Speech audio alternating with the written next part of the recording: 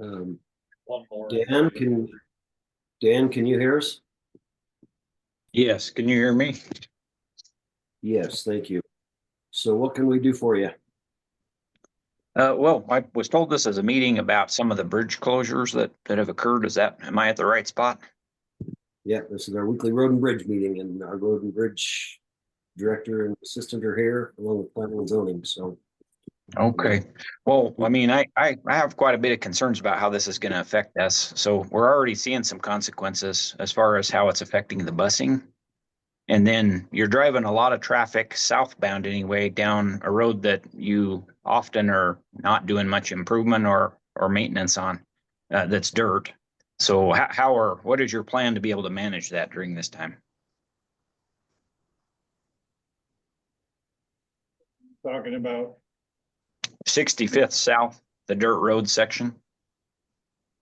Yeah, there is a small portion that is gravel. It's not dirt. It is a gravel and it has been maintained as gravel. And we continue to maintain that section of roadway. Yeah, well, I live on the gravel section and it's maintained not very well, in my opinion. And now you're driving quite a bit more traffic down that too. So, I mean, right now, even as we speak, it's pretty ready. Every winter, I pull multiple people off that road who go off because they come down the regular section and hit that and it's ready. And then they go off the road. Of course, they should know better to go, not be going faster, but they don't because they change surfaces. Okay, so before we get into different things, I have prepared some information about the bridges and the closures on 33rd South and 49th South that I'd kind of like to go through. Okay. I believe, Kayla, that it has been scanned in and it's available online. I think Commissioner Walker had it. So Bonneville County is participating in a Leading Idaho Local Bridges program. That's a state-funded program. And the state is providing the money for the bridges. We applied for 6 bridges in June of 2022. In the first round of awards, we received authorization to go forth with the design and construction on 3 bridges, one of which was 33rd South. There's an estimated cost of about $2+ million for that replacement. In round 4, so months and months afterwards, 2 more bridges were selected out of that original 6. 49th South was one of those. We received a notification of that to start in design in January of 2024. The estimated cost of that is also over $2 million. Local Highway Technical Assistance Council, or LTAC, is administering these bridges, and the county has not paid any engineers any money for design or a contractor for the construction of these bridges. 33rd South, they have reached a point where they need to wait for the voided slabs. The voided slabs is out of control of the direct contractor. And so those voided slabs are intended to be prepared by mid-January and be installed after that. The contractor who's doing the bridge replacements requested permission to move forward with construction of 49th South because they had crews in the area waiting to go. The same crews are also working on 129th South for us. Due to the limited window of construction we have with these canal bridges, where the construction has to be done in the winter and without watering the canals, I felt that it was prudent to give them permission to start on the 49th South Bridge and get that done at the same time. This winter, they hope Cannon Construction, they're the ones doing all 4 bridges in Bonneville County. They hope to get all 4 bridges done this winter and put back in place, and so that by spring, when the asphalt plants open up, we can get the paving done. So again, the same contractors working on 129th South. They'll also be working on 145th North by 55th East next month. They're trying to get all 4 bridges done. To put in perspective some of this, the 45th East bridges, we have 2 in the regular bridge program. They were applied for in 2018 and 2019. They're not done with design yet. They're at least another 18 months away from having a final design and project bid. So construction is over 2 years away. For those bridges, it'll take over 8 years from start to finish. So for 49 South to go from authorized to construction in a year and be done in just over a year is an incredible success. The LILB program will be putting, right now, it's planned to be putting between 15 and 18 million dollars of state money, not county money, into the replacement of these 6 bridges. We just applied for 2 additional bridges through the LILB program that was further continued. And a 3rd bridge was applied for basically on our behalf. So the goal there is, with the first 6 and another 3, is to get 9 bridges paid for, replaced, brought up to current standards, without the county having to spend a single dollar on design or construction. So for the 2 that are concerned today, the 33rd and 49, it was just a matter of timing. It was a matter If you of, didn't act and close 49th and let them proceed, then it would have thrown it all. it could have delayed it. It wasn't intended to be quite this setup, because I wasn't sure that 49th was going to be able to go out for bid this winter. It came about because they were able to put in enough programs and the contractor was able to provide enough information to LTAC to go forth with this.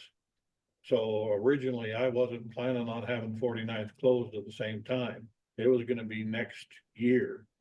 But because of construction and where they were waiting on voided slabs, I felt, let's take advantage of this and get it done. Well, I think you've done an incredible job getting all of these under the program, rather on the back of the county. Lance, what is a voided slab? You used that term several times. Voided slab, basically, to describe it, it's a long concrete bar that has holes inside of it to reduce the weight of it, running longitudinally through this long concrete bar. That long concrete bar is used to span over the canal and form the deck of the bridge.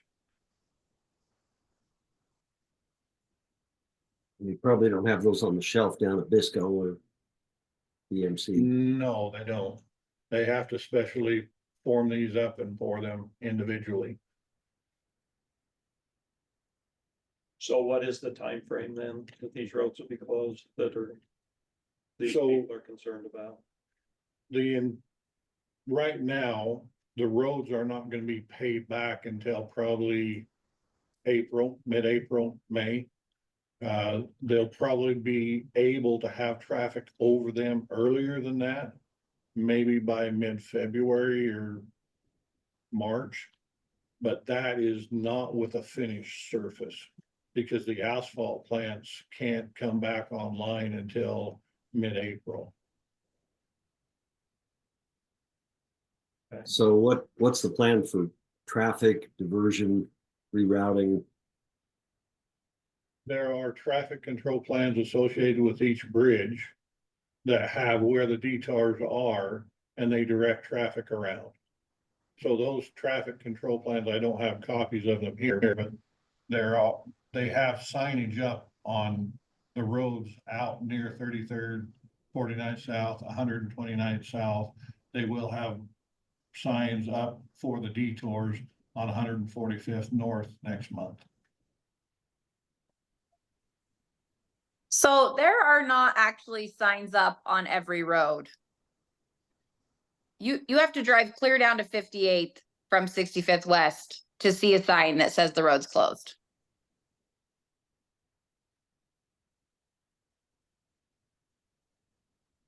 I haven't been out there to see all of the signs in every area.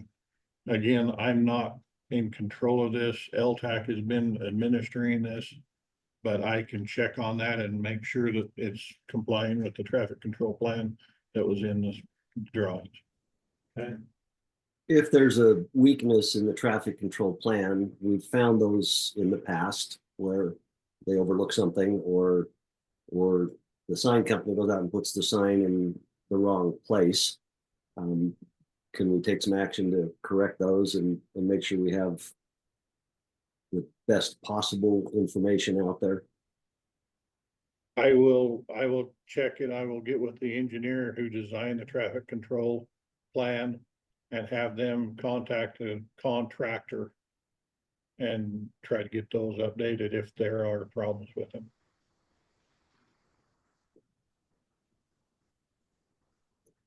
Is now for those of you that have joined this meeting, is there anything that you can think of that will help make this safer and allow us to get this construction done by the state in the narrow window that we have to get it accomplished in? I had a quick question on the voided slabs. Did they have to tear the bridge out before they can actually measure for those voided slabs, or was it something that we could have, for future reference at least, left the bridge in place until the voided slabs were ready to be placed into position? The voided slabs have a long lead time, and they do need to have the abutments pretty close to being done, so they have absolute dimensions to construct them with.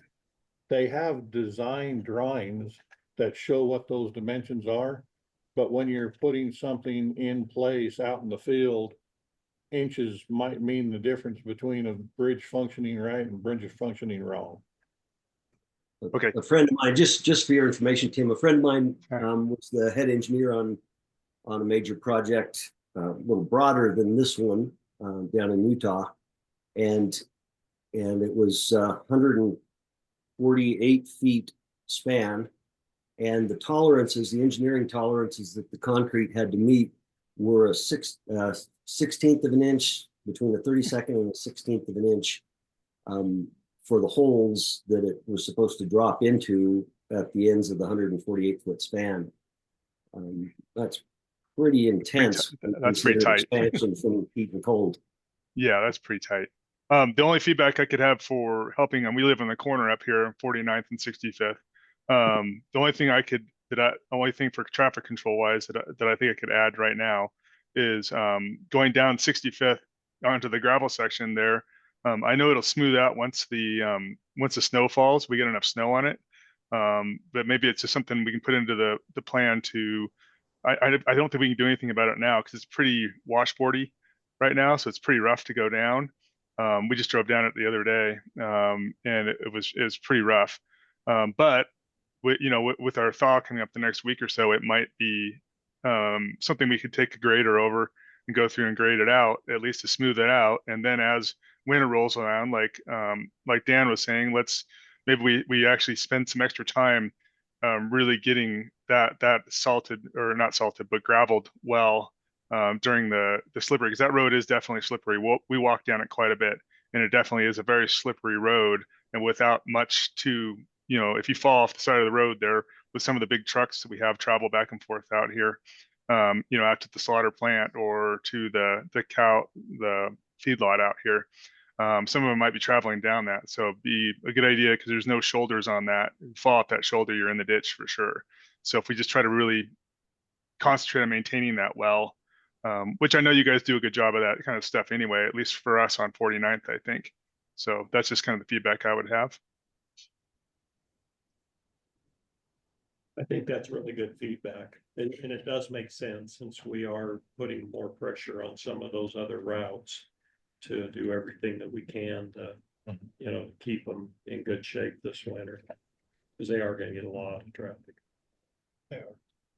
Yeah, there'd be a lot of drifting too out there, right? We'll get a lot of drifting off those fields out towards the lava beds because there's nothing to, just like 49th gets a lot of drifting too. You guys do a great job of keeping the drifts down on 49th. I would over the winters we've been here, it's been great. So I don't have any complaints about that with the big grader coming by as soon as we get snow typically. So just as that route is not, that route isn't viable right now, then really kind of concentrate our efforts as much as possible on that gravel section, trying to keep that as safe as possible for everybody to travel, because it's kind of the best direct route replacement for most of us kind of south of 17th, I think, really, unless you go around the corners on 17th, the most direct route out to the freeway. So.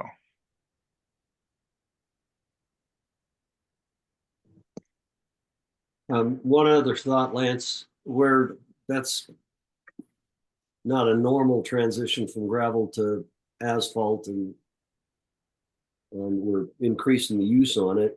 We have reduced speed, rough road ahead signs, or everything we can do to get people to slow down so they don't bounce and slide off the road. That's a good question. I wish I could make Or people obey the speed limit all An the age time. limit, so 16-year-old drivers don't go that way. We do have some rough road ahead signs that we could look at and put out there if warning people that going from asphalt to gravel. We can do that. There's a lot of the traffic out there that knows about it, but I can look at putting some signage up. Reminding them is a good idea. Brian? Yeah, I think it's a good idea. Especially young drivers, youth, that, yeah, it might help. Okay.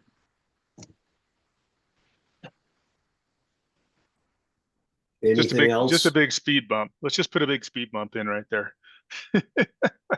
They'd fly into the fence over there at the neighbor's house across the street from us, which they have before on that road. So. Okay, is there anything else we can do for you? Can we make sure that we are keeping that plowed real well through the winter?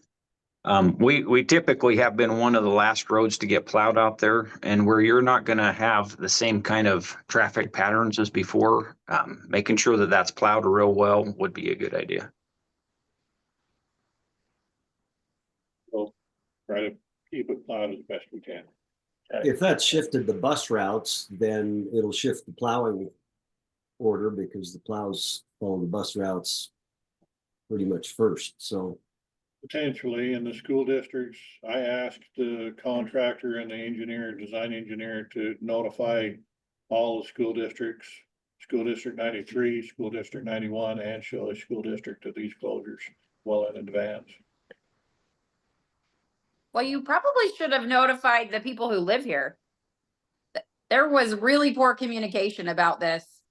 And that's one of the most disappointing things about living out here, is just finding that your roads are closed with no notifications, no communication, no planning. And I talked to you on the phone yesterday and you said, it's just a 2-mile detour. It's not that big a deal. And I did some math.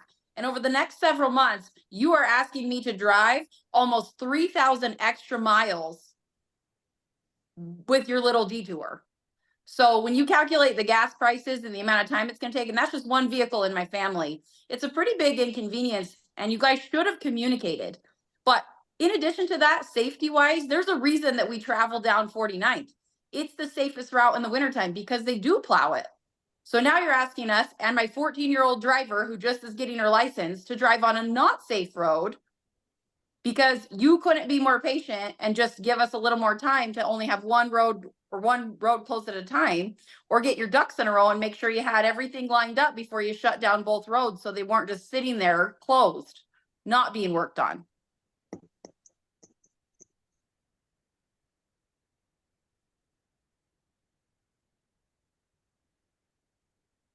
Communicating with all residents about all road projects is intentionally impossible. I don't know of a way to communicate with all residents and that will be affected by road closures or road projects. I don't know how to do it. Yeah, I don't think we've ever done that, or I've never seen that in the past, where just probably because of the difficulty of letting everybody know. But What I would like is a way to actually do that, a way to get information out to all of the public about something. We can't do direct mailings. We don't have everyone's email addresses. We have a web page and we have social media that we post notices to and provide public information releases to the media. If you have an idea about how we can accomplish this more succinctly and make this more open for folks, we are seriously open to that. One of the greatest challenges of local government is the communication between government and the local population. I think that maybe it was something on the website's really hard to navigate. When I first saw it was closed, I tried to look it up and try to find what that was. I had to call, I had to call the roads guys and talk to them, which was fine. But if there's something on the website, a big alert saying we're closing these roads, or this is planned on, like when you first found out we're going to close 49th, let's post something on the website itself. And then, like you said, use your social media aspects of it as best you can. I was thinking flyers, and you said we can't do flyers, but I was just thinking, if you just shipped out a bunch of flyers to the, especially something that this project, just as it was more of a concern. I understand how we take advantage of what we can do to, not cost us any more money in our taxes. Full on board with that aspect of it. But for this, since we had two things happening at the same time, not due to stuff beyond our control, then that would have been a red flag to pop up and say, okay, well, all these sites out here, these houses are going to be majorly affected by this. Let's go against what we do and send out flyers to all the affected people on the other side of these bridges, so they knew that, hey, yeah, this is coming.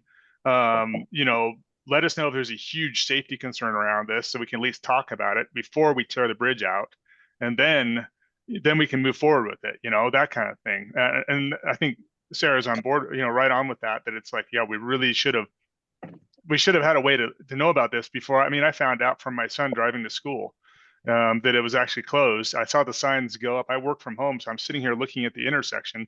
I didn't even see the signs go up until, like after I walked out to look outside and saw some signs at the end of the road. Didn't even know what it was about, and went to the website to try to figure it out, to the county website.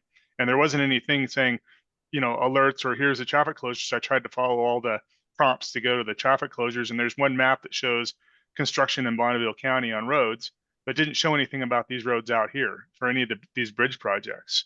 So I don't know how we can, make that better in the future, because that would be something, if we could find that information or it was easily accessible, then some way we could have maybe understood what this project was about better, because your reasons are legitimate. I think it's just a matter of, I think the planning around it was a little tough from our perspective, at least, from an outside perspective.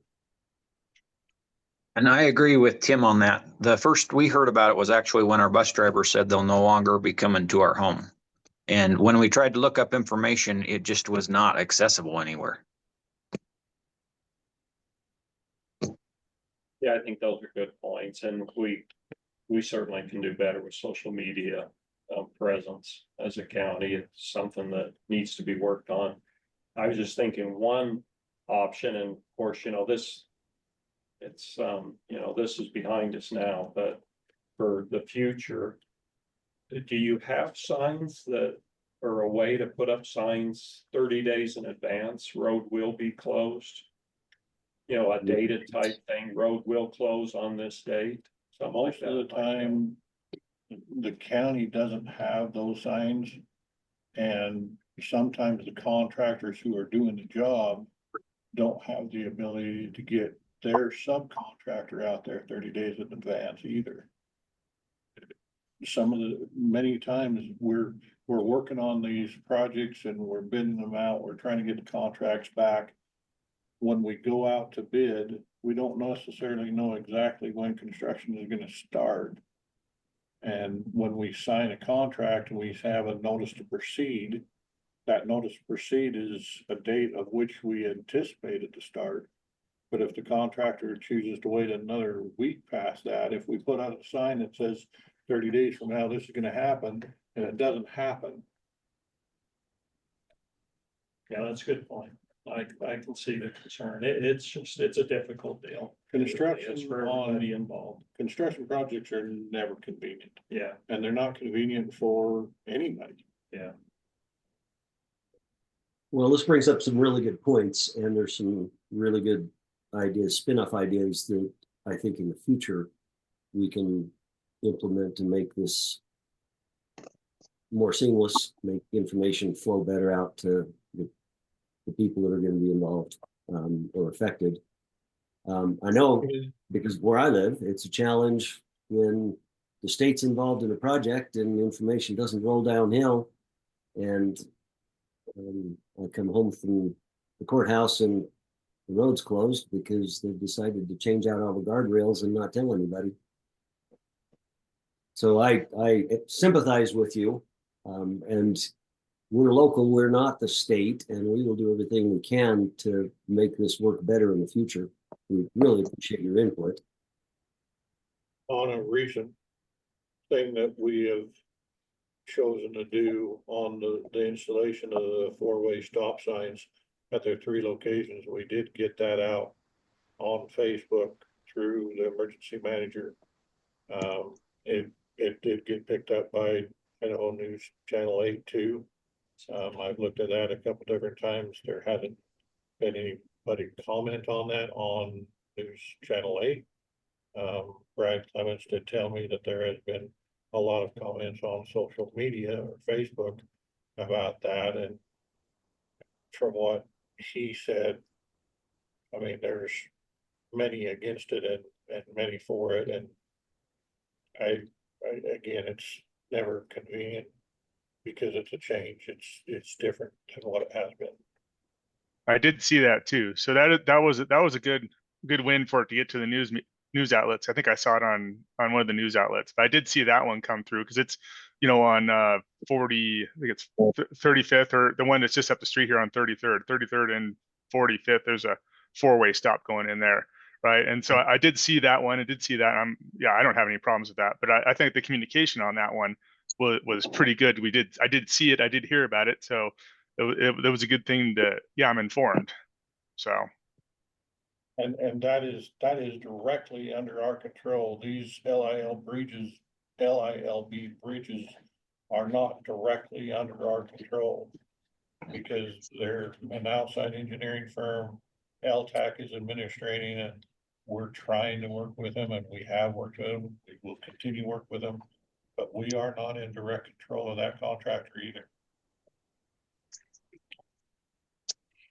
I guess that's some of the challenges are to compensate for the money that, you know, we're saving. Yeah. Taxpayers through all of this, so. Okay. Gentlemen, I have to get back to work, but I want to voice that original concern. I would like to see some improvement on the dirt section of 65th, or the gravel section of 65th. What are the plans for that? I follow up with Road and Bridge almost every year about that, and I'm always told that there's no funding, it's not important enough, there's not enough homes, and there's just continued construction down that road. What is the long-term plan? I would really like to see that we can find some way to get some improvement there. By improvement, you mean you would like to see it paved? Yes, but when I have brought that up, you correct me and say it's not paved, we would put tailings down. So I don't know how to describe that, but I would like it to be similar to the rest of the roads. What we have talked with Mr. Greenhalgh about before is the possibility of doing a BST on it. And that BST section has been brought up in the matrix and been presented to the commissioners several times. And it was not on the top of the list for receiving a BST treatment. It is certainly not on the list to go out and make it a true asphalt road or a brand new road section. There's not enough houses on it. It has been brought up with the residents to gather together and come to the county and say, participate in the cost of a BST. And if they all got together and agreed to participate in the cost of the BST, I think it would raise its priority level on the matrix. How many homes do there need to be? Because we have more homes on that road than a lot of the roads that have had that improvement. There haven't been a lot of roads that have had that improvement in the last few years. The ones that have, the last one was up in Swan Valley, and it was at the quest of the city of Swan Valley. Before that, it was on 101st North, and there was 16 or 17 homes along a 1 mile stretch.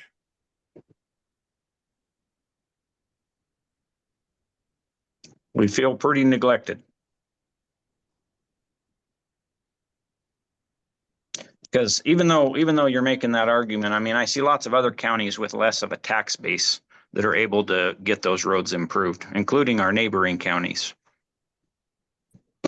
And you have quite a few homes on that area. You don't have 16 in that stretch, but you have more than some of the other areas. And most of those homes are nice homes that are paying quite a bit of taxes.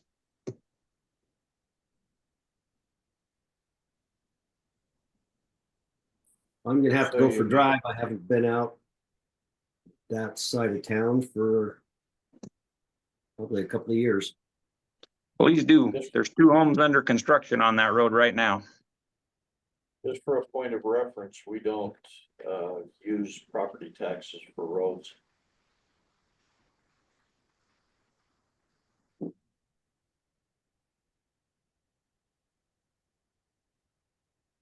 Yeah, that's a whole educational process that the road tax that comes to the counties shared with the cities, and it's a really limited fund. So that's why when neighborhoods want to get involved and help fund the improvements that they want in their neighborhood, that's really the only fair way to go about it, because it's not part of the property tax base. I live on a half a mile of gravel road, dirt road. County doesn't maintain. It's all maintained by the people who live up and around where it is. That was my choice when I moved there. But it's on the list, and we'll continue to evaluate it against the other options and the funds that are available. So continue to stay in contact with us. I will. Am I allowed to maintain that road myself if I buy a grader? Because that will be less expensive than what they're proposing for each of us to participate in road improvement. We have a method of signing a road maintenance agreement with individuals along stretches of roads. That is something that has been done with windmills and people like that. I will tell you that a new road grader would probably be on the order of close to $1 million for you to go out and purchase. But I've seen used ones for between 20 and 60, and the proposal you gave us for improvement was around $300,000.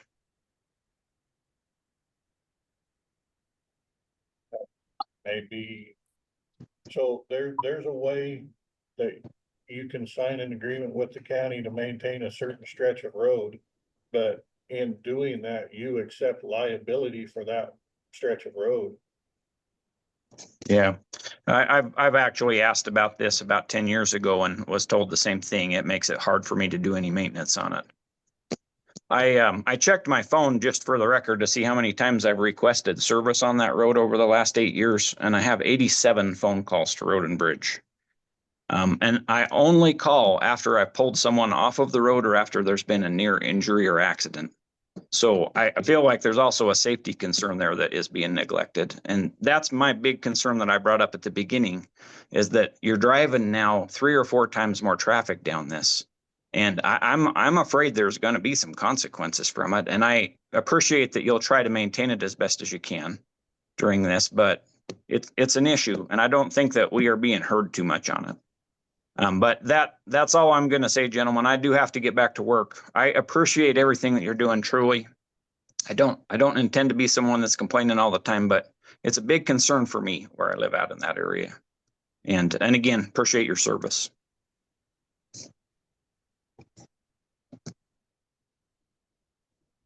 All right, thank you.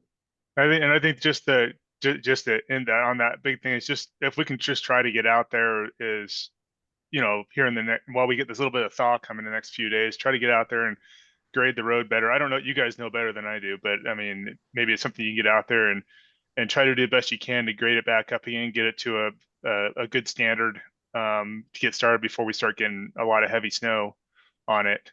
And then maybe that would help to make it a little better for the people that live out there.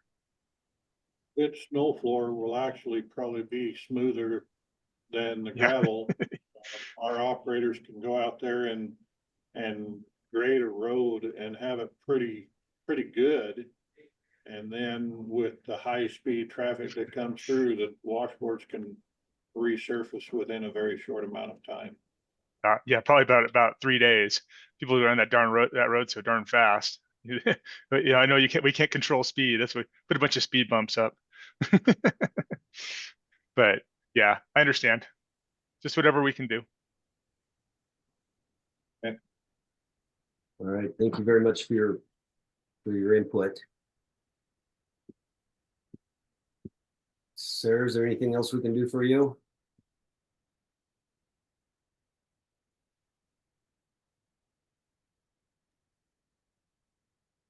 I'm good. I'm good with you guys. I appreciate you guys listening and giving me more information. I feel like I'm way better informed now, at least.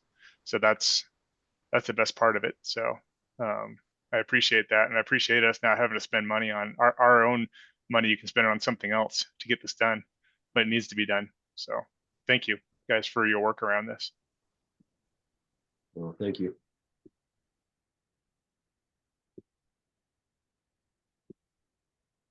Well, Lance, what do you have next for us? Just an update. By the end of today, the backcountry roads will all be closed. All the gates will be locked. I have sent a draft road agreement, such as one we were just talking about, to Jared Turner. I modified it according to the roads that he was saying. He is going to be checking with his attorneys with that. And we may see that back right now. But as of this morning, the gate is closed through which he would need to get to that turbine. You couldn't And hold then- the snow off for another 3 weeks, huh? That wasn't my department, that was Commissioner Christensen's. No, I said a white Christmas in a January thaw. Oh, okay.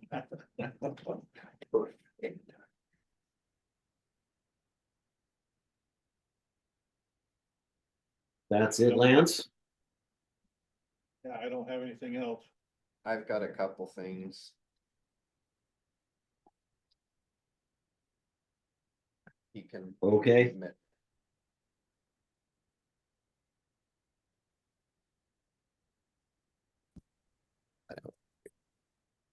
Are you sharing? So first is this roadway. So this is up in Iron Red Ranch.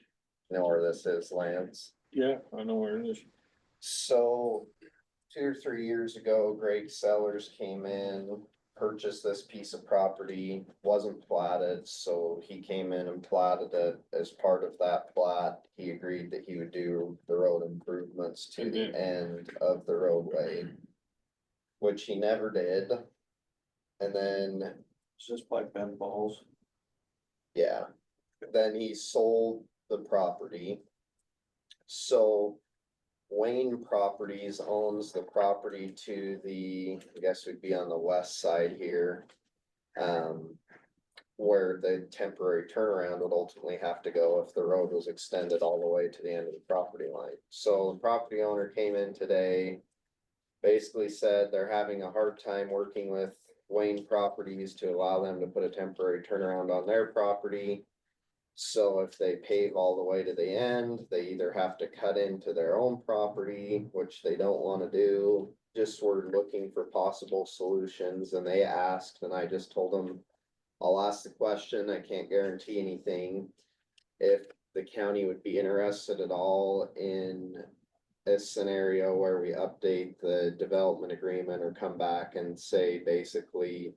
Once Balls develop the property to the west, we will participate in half the cost of improving that road through the rest of our property.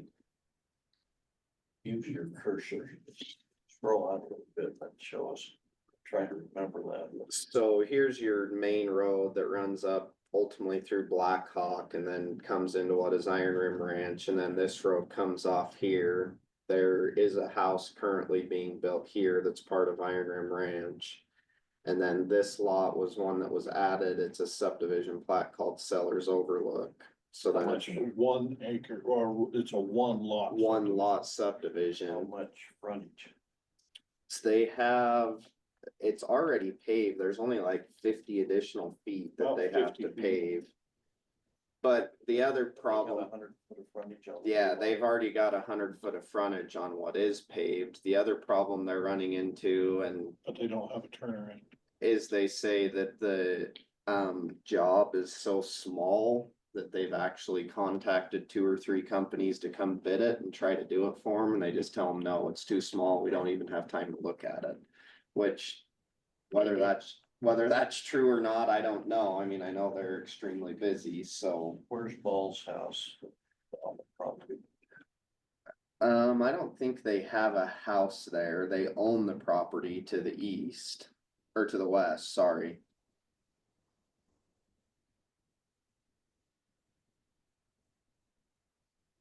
So the main question just was, would the county be open to an agreement where we just agree to pay half of that when Balls develop their stuff to the west, and it can be a bigger project? That we, what, agree to? Not the count that, Oh, like, do a development agreement that they would pay for half the road improvement at such time that it was extended. That they would. You mean? Yeah, the property owners. Okay. This was a big discussion when the original owner went through the plat process. And I told him about that and I asked him about that and I went through multiple different scenarios with it at the time, and he assured me, oh, it's not gonna be a problem. I'll do it, I'll do it, I'll do it. what if you had, what would it take for a temporary turnaround in that lower corner there? The lower corner of the Yeah. new property. Yeah, at the. Where it's outlined in blue, Yeah, they could do that. I mean, They could probably do they that, could put in the turnaround. So the And they main can put it question in as is, a gravel turnaround, and I've talked to them about that. But you have to put in a little bit of asphalt to get to the end to make it an improved turnaround. You said half, so you're talking about the county paying the other? no, they would pay it all. They're basically saying the agreement would say when Balls develop the property to the west, if they need to extend this road, we would participate in the cost of getting it to the end of the property line where we were supposed to begin with, Those which types of future reimbursements are I don't know how one of you, the problem we have. how you chase that super well. So if they're having a hard time just getting it paved, where would their driveway come off? they wanna put it back closer to the beginning here where my cursor is. That's their plan. That's where it's paved, right? Yeah. Could you consider, on their development agreement, that if the road is extended, then they're responsible for paying it, paving it to the end, because that's typically what we do. But that's what we did. Yeah, that's we what it did. already says, but we basically He was told them, responsible for extending. we it. basically told them we won't give them a permit until it's paved to the end, and they're Okay. saying, well, we can't Is get it it. the same owner, or he sold it? No, He he sold sold it. But he signed, the original owner signed the development agreement and the plans that said he would. Okay, but does this new owner know about that? He did, yeah. Well, then he's Gotta live by it. Yeah, I agree. And that's kind of what I told him. I just said, he brought that up today and I just said, I'll ask the question. But Well, thanks for asking. Kind of the same way as the road out west. yeah, You know, you move in, that's the way it is. I don't understand why they didn't think about that before they bought their homes and built out there. yeah, and they've known, I mean, this owner That's why now it is. came in and met with me and Greg Sellers before he ever purchased the property. Pretty sure he's met with Lance. We've talked to him about everything they had to Right do. here, but it's been a number of years ago. So, I wasn't even, I think it might have been after so. okay, Wasn't it? When this was, Yeah, discussed. this has been discussed multiple times or multiple different. so that was first question. I'll let him know on that. Second question. I'm glad Blair's here, cause just get all kinds of questions from everybody. So the people that are cleaning up, Greg Price cleaning up out by Cross's Crash out there on the corner of Iona and 15th. So they've hired a company, I think it's called Eco. He sent me his card yesterday. Here, Did they ever provide you with reports from the asbestos? Eco Shield, so these guys are doing all the asbestos testing and everything. They've gone, he called me yesterday, they've gone through everything on the property, determined what has tested everything, determined what needs to be disposed of that way. So his question that he sent me an email yesterday, he said, so the math breakdown, looking at the fees for everything we need to dispose is 15,000 for tires, 8 to 12,000 for non-ACM, and 20,000 for the ACM dump.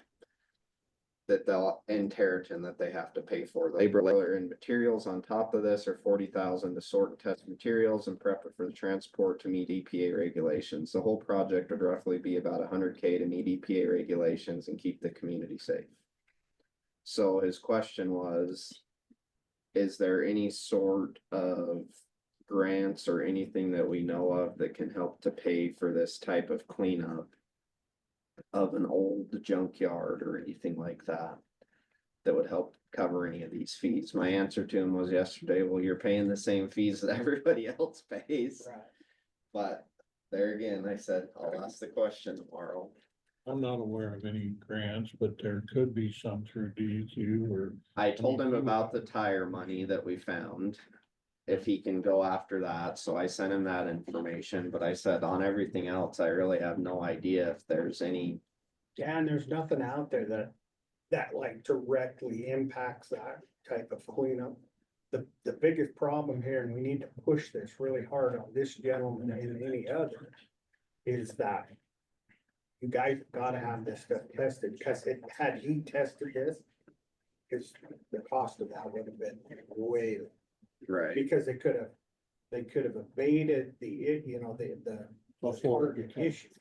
Before they tear it Then they down could've and then they're disposed it. figuring out. But now Yeah. that they've downed it and put it together, now he's gotta pay a third party company to come in and make those declarations as, yeah, that's got asbestos, yeah, this doesn't. And have that's what, asbestos. that's what this guy is doing. So they've hired them, they're coming through and sorting everything out. And then he's just like, oh, we're just looking at the fees for disposal. And I'm like, I don't really think there's anything we can do to help you, but Yeah, he just asked me to ask if he knew of any grants or. he could contact the local DEQ and they might have something that, they would help.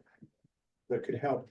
And EPA has little funds Okay. out there as well, so. Okay. I'll tell Austin, him. you might check with Brad Clements just on the off chance that DHS or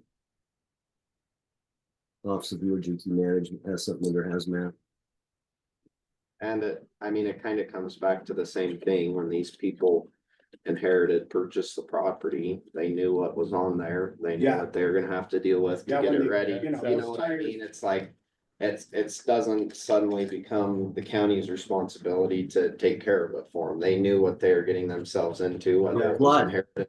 Flood, we need a flood.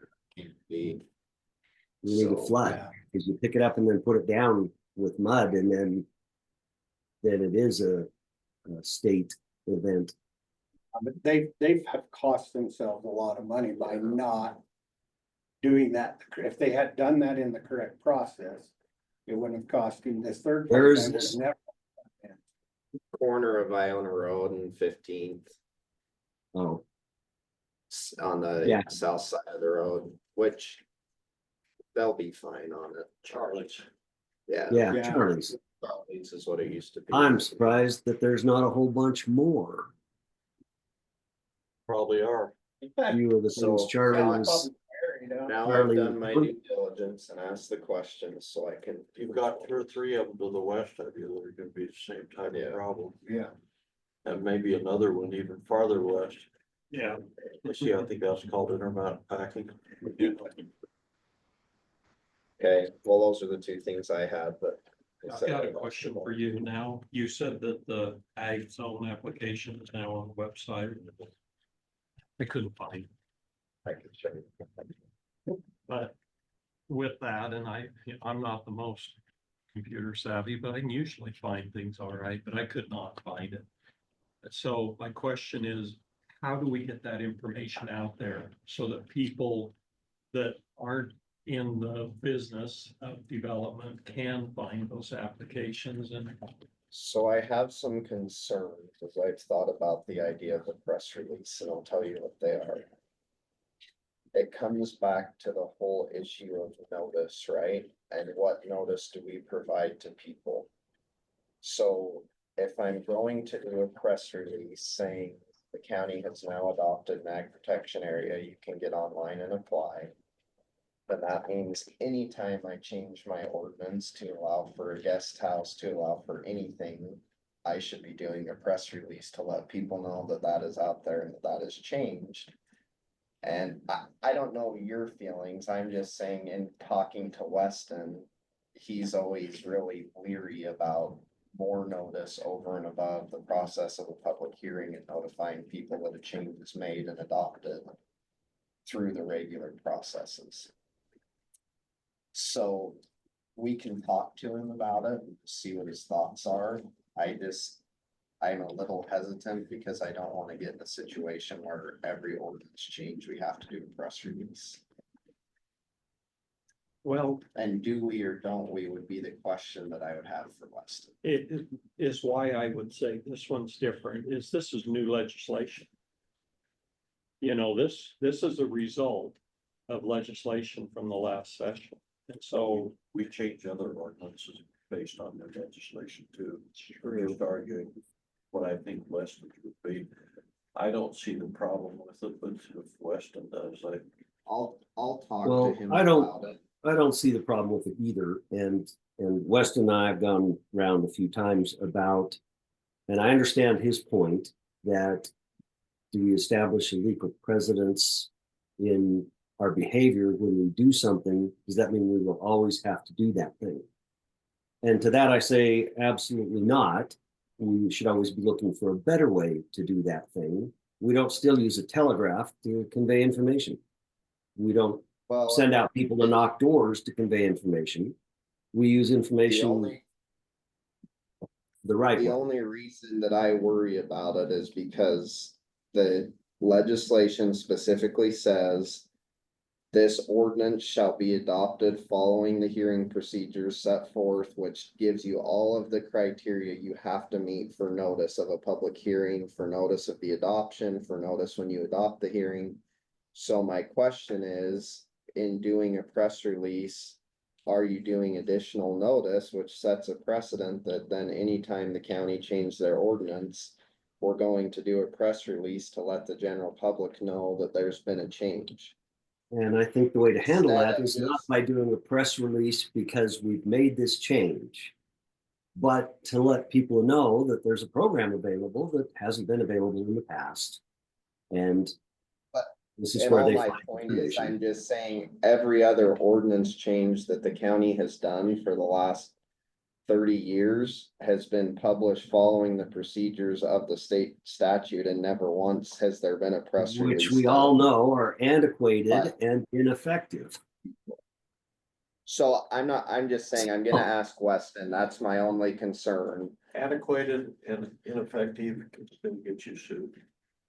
just to make sure that there's not a problem if we do that. And if there's not, I'm fine to do it. The more I was thinking about it and other conversations that I've had with him, I'm like, I wonder if that's gonna be the additional notice criteria that he doesn't like, so. Well, then we do an end run, and an ag person who finds out about this and gets excited makes a call to East Idaho News and says, hey, this thing's available now, and this is the facts, this is the bare bones of it.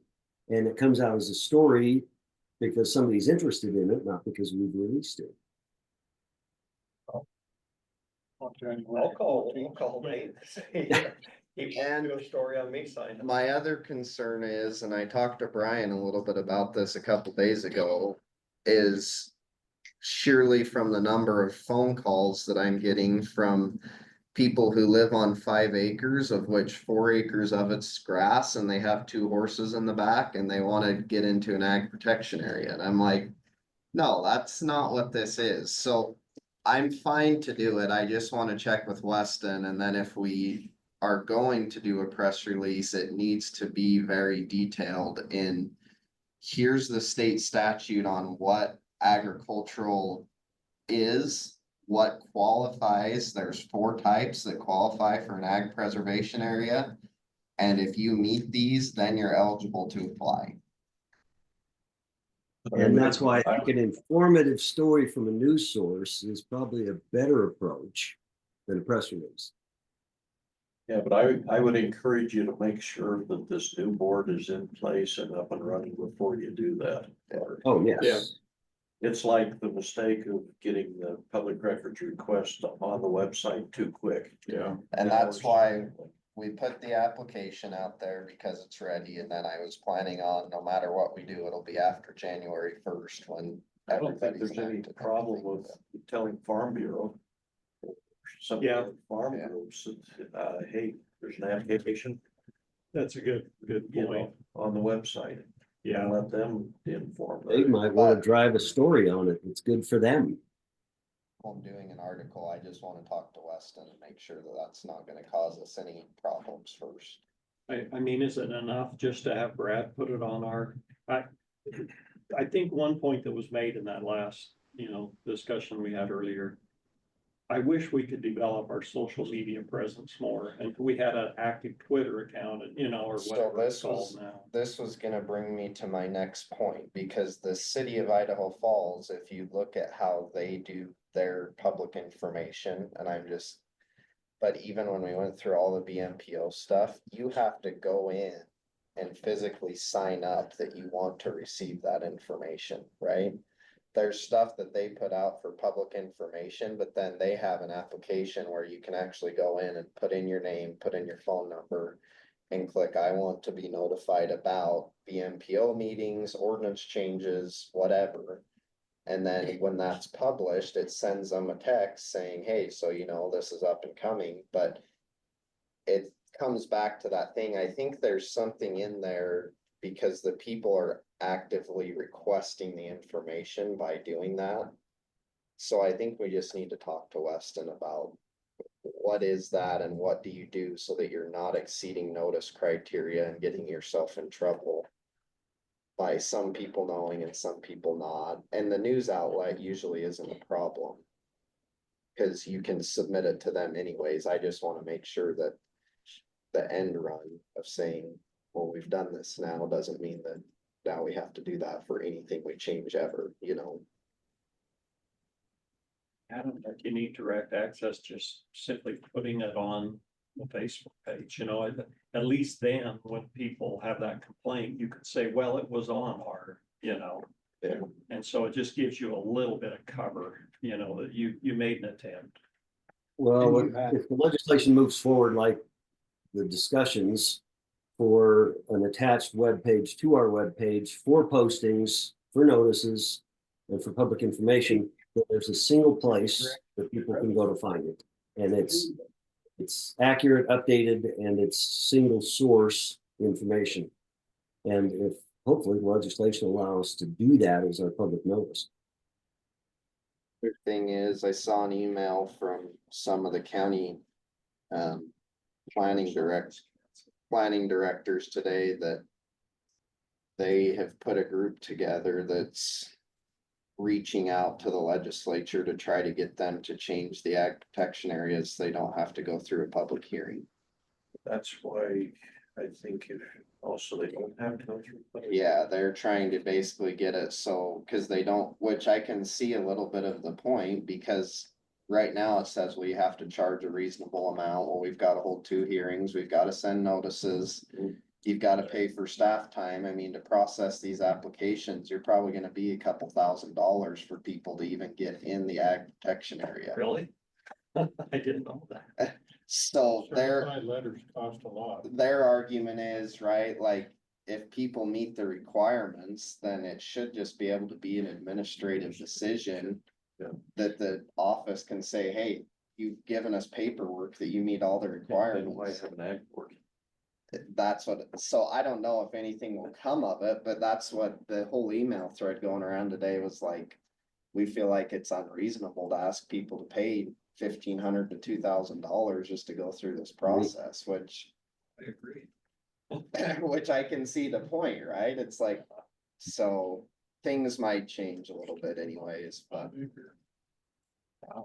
So if you are gonna do it with a big application. Get as much ground in as you can and Yeah. right? Yeah, cause I mean, that's the thing, you gotta pay. The hearing fee, which is just the staff time, which is $1,000 to process and go through all of that, and then you gotta pay for post-register publication and. Certified notices on top of that. Cause you're paying for. Seems staff to like get that's it. overly complicated. I don't know why there needs to be a hearing. If they meet the criteria, they should be allowed to. That's why everybody's pushing I back can saying see this. that. Needs to be hearing because the law was passed. Yeah. So it should be hearing. So until there's a Doesn't change. change, which it sounds like people are pushing for, but But Get you on can't, that. you can't bank on that. I mean, there's also, John has heard that there's gonna be people that are trying to repeal it. Yeah. Completely, so. yeah, it'll be interesting. Just engineers that work on state transportation projects. Just have to deal with what you got. So I'll talk to Weston and then I'll figure out how we're gonna do that, but I think.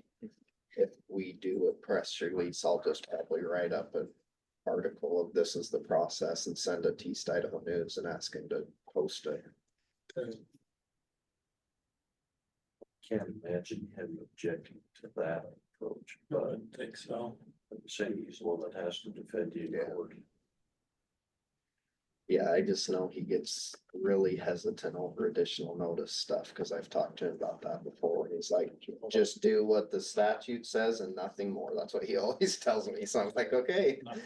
Nothing less, nothing more. In which case, the folks out there on that road construction project wouldn't have had any notice at all. Yeah. And sometimes that's not the best interest of public safety. I think that was an example of, yeah, you guys did a press release there, why didn't you do one here? See. Well, that. Difference between a press release and a story on social media, but I don't explain it any way you want, but all they know is you did it for them, but you didn't do it for me. Yep. well, and we didn't, and we should have. We should have done it when we do those kind of road closures. We ought to be putting it out well in advance on social media so that people know that the road's going to. Ask Kayla. Ask Austin. You can talk to Weston when he decides to say, well, why were you arbitrary on this one and not on the other one? Say, that's a good question, Weston. I don't know why I did that. That's the hardest thing to defend. I think because Lance didn't think about it and Lance didn't get notice far enough in advance that he had time to think about it. And we pushed him to do it on the stop signs when we had that discussion. We need to get this out on social media so people know it's coming. I'm So in it's our- direct control of. My fault. I'm not in direct control of. Well, we'll have a better answer after I talk to Weston on how we handle these going forward, if it's appropriate to do that or not. And So, we'll listen to him because he's the lawyer. he hasn't gotten me in trouble yet, so I'll keep following him around. The easiest way to get overturned on anything is being arbitrary and capricious. I think you'll have a judge sitting here that understands that. You know. Because that's, It'll make interesting discussions. yeah. All right. Find that road